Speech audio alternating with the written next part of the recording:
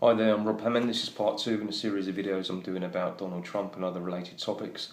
So continuing on, this video really is about people's reaction to Donald Trump and not the man himself. I'm interested in how so many people have reacted to him and what the media said about him as well. Because for years I've observed basically how in the West we are brainwashed, we're under some kind of hypnotic trance, and Trump as president has made it even more clear to me just how brainwashed and so far gone so many Western people are. It's also made me see that there's another tide of people that are beginning to wake up as well, which is interesting and positive too. Because I see, in a way, what he symbolises. This is Donald Trump. He's basically like a spanner in the global works of the New World Order. I think that's one way you can look at him. That's if he is in fact genuine. But in a way, it doesn't matter if he's not. I mean, if he's not, he could be part of a social experiment that represents this, what I'm talking about. Because one of the, he can represent a glitch in the matrix. That's another word that was used. He's like a glitch in the matrix. He's like things are rolling on fine, and then he's that kind of opposition, against the globalists. And it proves how so many people have had their thoughts and beliefs steered in the direction of the global elite for their world domination. It really does prove how they have been conditioned and not even realised it. Their thoughts and opinions and everything are mostly of the global elites, and that includes the educated people as well. Many of them are hopelessly lost. Because if you step back into the 60, 70 years ago, people have a different opinion about globalism. They'd be more patriotic to their countries and to their tribe, if you like. And that's been engineered out of us for many people. So what is wrong with being proud of your country, being patriotic? What's wrong with that? And what is wrong with putting your own country first, your own people first, your friends first, your families first, before you help others? What is wrong with that? Why do you have to let every single culture in? And what's wrong with having an identity? Some kind of national identity. And what's wrong with having a cultural identity and wanting to keep it? And knowing your roots and being okay with it. There's nothing wrong with that, is there? And what's wrong, for that matter, about having self-preservation instincts? And this is something that we're going to go into. Because some people may call that, well, I said, politically incorrect or even racist, to know your own roots and to have self-preservation instincts. They may judge me even by the colour of my skin, for that matter. So think about that, The self-preservation is not racist, is it? Because anybody with half a brain working would know that it isn't. So, and this connects here to Trump's so-called Muslim ban, and how he wants to basically put certain countries on hold for immigration, because they're part of war-torn parts of the world, and officially we are at war with certain people in the Middle East, extremists, Islamists.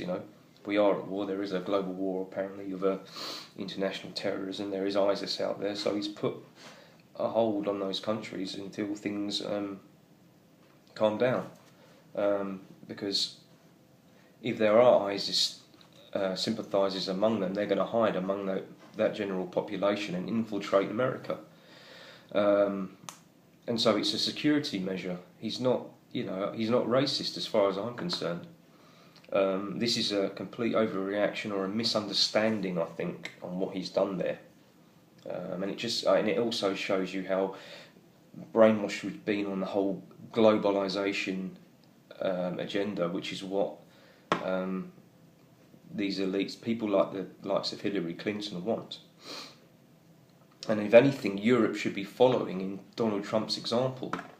They are not, and that's something we're going to go into here. Because think about it, you can view a country as a house, basically. You don't just let any old jack into your house, do you? You need to know who they are, because they could be an arsonist. They might want to start a fire, burn your house down. They could be thugs. They might want to steal all your possessions, and they might want your house. They might want to kick you out on the street and own your house. Then you'll be left with nothing. So if you don't have any security at the door, then and you just let anybody in, you don't know their background, you don't know what their intentions are, they don't know what they think of you, whether they're a friend or a foe, is a foolish thing to do. You have to have security. Because by the time you let them in, it's most likely too late.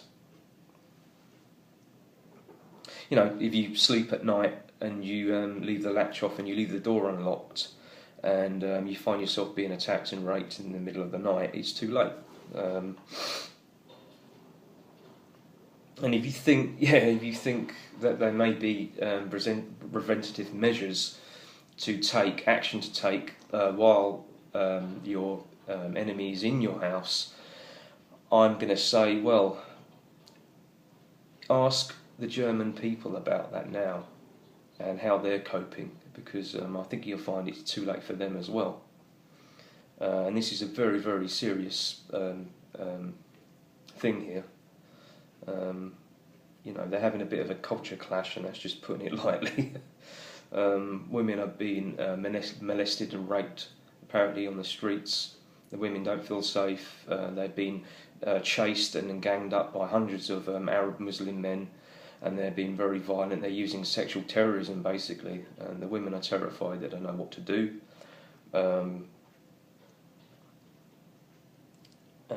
You know, the German government has picked basically the worst ethnic minority to try to immigrate and into the German culture. It's not going to happen. It won't work.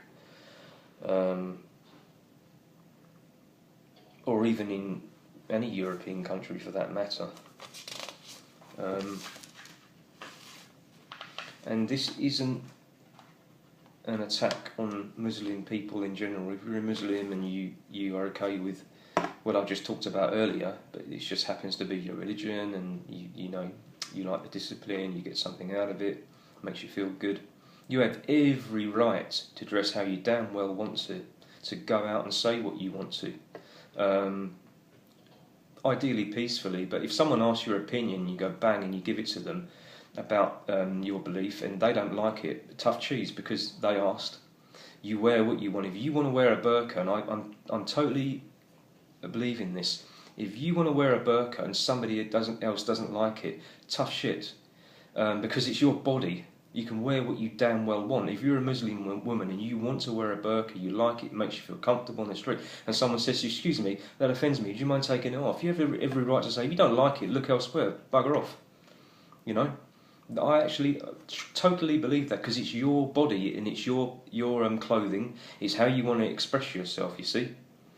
If you want to be a teacher in a school and you want to wear a burqa, it's your freedom. It's also the freedom of other people to react and say, we don't feel we can interact with you, we don't approve of you wearing that burqa. But basically, you have the freedom, they have the freedom, and that's basically my value system. So I think, you know, I've been to Turkey, and I've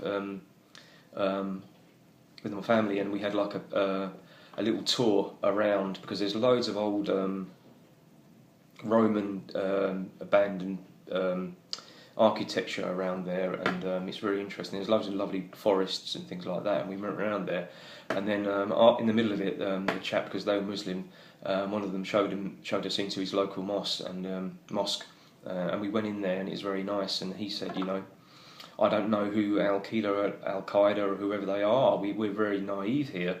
We're very down to earth people. It just happens to be a religion, and trying to be good people. And that was in Turkey, and I got a really positive vibe. So I'm not judging, you know, all Muslims of that Pacific religion. It's just the Islamic extremists who feel that they have to push their opinions and beliefs on others. If there's a different and they don't like them, then I've got a problem with that. And that is what you're seeing in Germany and apparently other parts of Europe as well. And it's increasing. And yeah, basically the German government invited the wrong type of guy into their home, put it that way, because these people, they don't want ethnic diversity. You know, all this stuff we talked about, oh, you know, ethnic diversity is a very good thing. Yes, it can be, yeah. But these people don't want that. They want to dominate, and they want to basically convert you, whether you like it or not, by the looks of things. And we're going to continue that in part 3.